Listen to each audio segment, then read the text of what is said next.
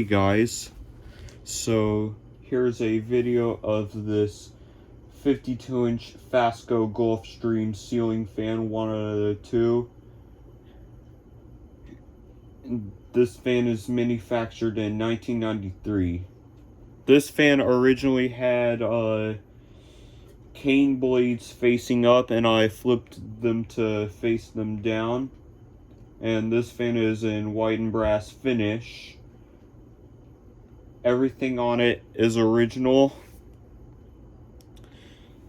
Yeah, this fan, kind of rattles a little bit, but other than that, it's fine. Alright, so I'm gonna give you a demonstration. Here's the light.